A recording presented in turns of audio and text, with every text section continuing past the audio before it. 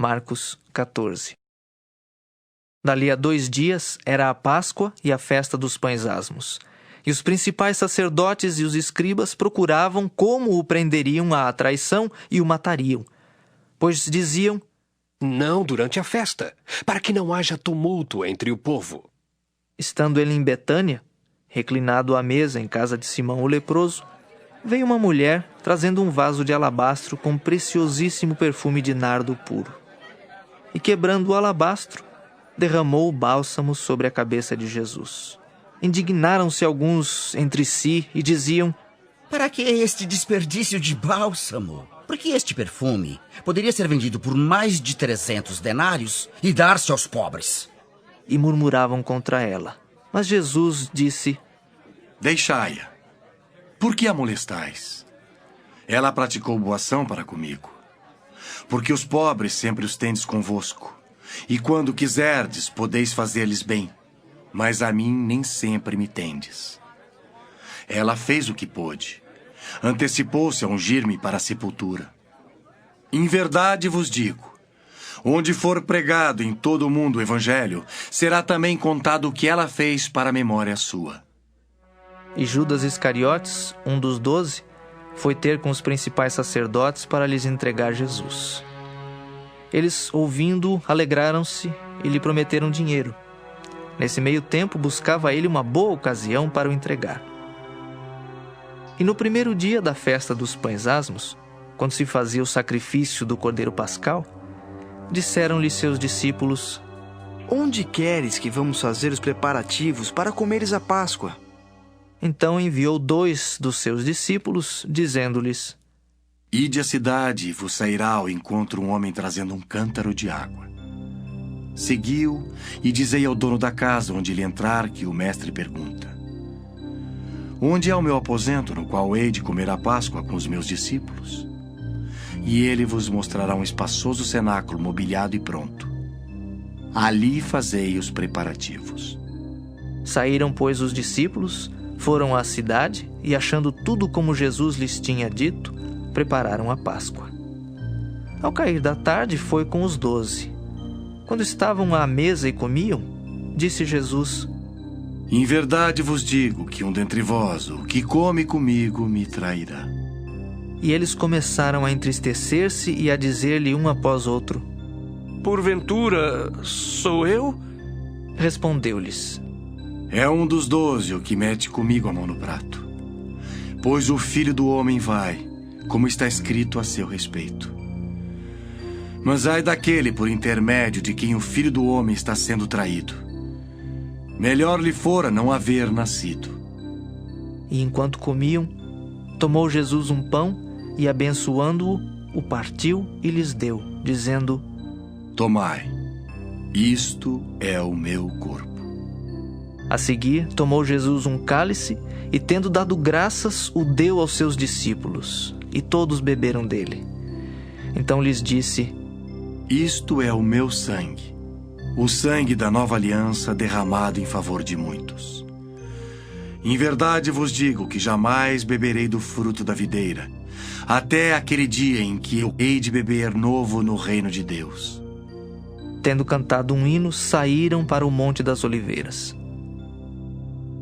Então lhes disse Jesus: todos vós vos escandalizareis porque está escrito: ferirei o pastor e as ovelhas ficarão dispersas.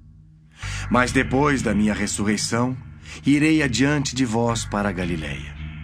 Disse-lhe Pedro: ainda que todos se escandalizem, eu jamais. Respondeu-lhe Jesus: em verdade te digo que hoje, nesta noite, antes que 2 vezes cante o galo, tu me negarás 3 vezes. Mas ele insistia com mais veemência: ainda que me seja necessário morrer contigo, de nenhum modo te negarei. Assim disseram todos. Então foram a um lugar chamado Getsêmani. Ali chegados, disse Jesus a seus discípulos: assentai-vos aqui, enquanto eu vou orar. E levando consigo a Pedro, Tiago e João, começou a sentir-se tomado de pavor e de angústia. E lhes disse: A minha alma está profundamente triste até a morte. Ficai aqui e vigiai. E adiantando-se um pouco, prostrou-se em terra e orava para que, se possível, lhe fosse poupada aquela hora.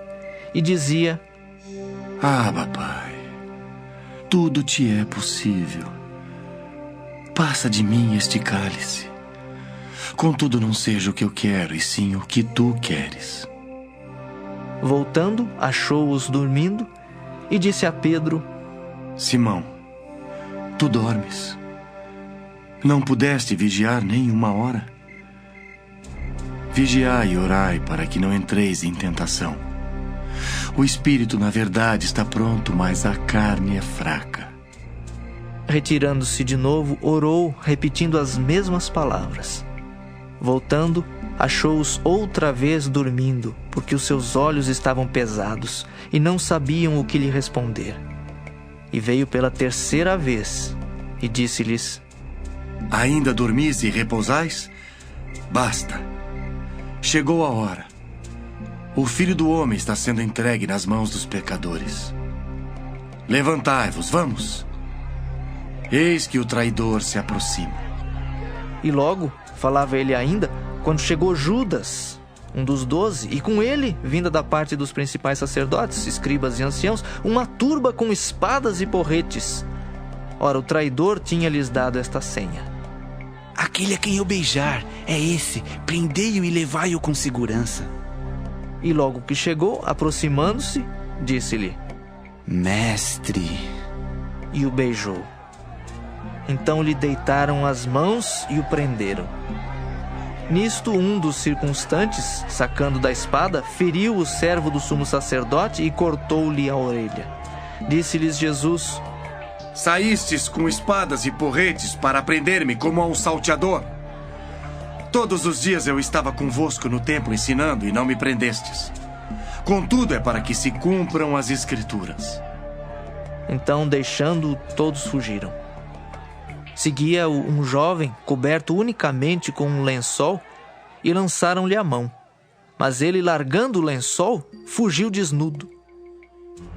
E levaram Jesus ao sumo sacerdote, e reuniram-se todos os principais sacerdotes, os anciãos e os escribas.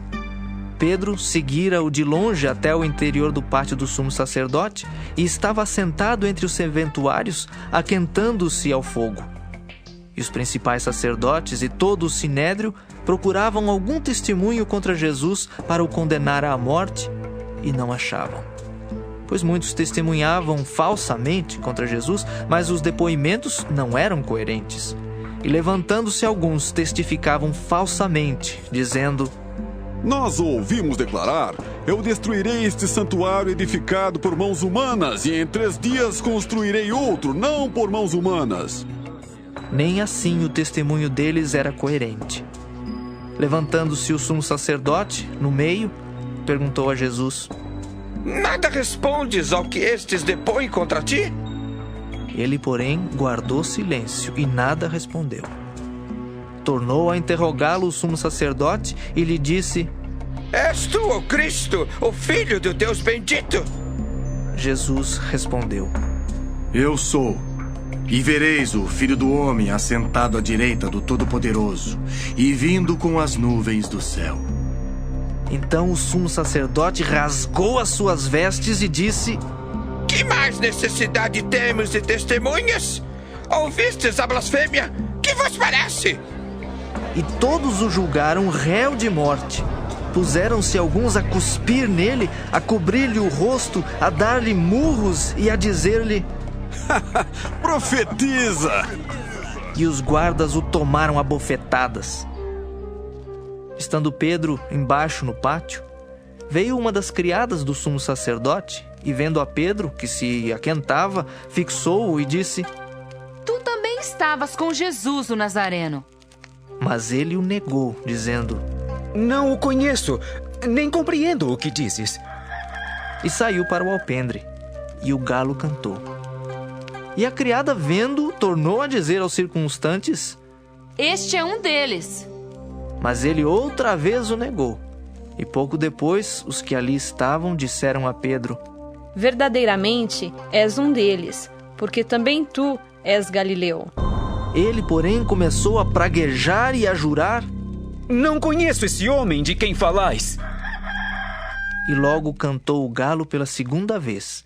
Então Pedro se lembrou da palavra que Jesus lhe dissera: antes que 2 vezes cante o galo, tu me negarás 3 vezes. E caindo em si, desatou a chorar.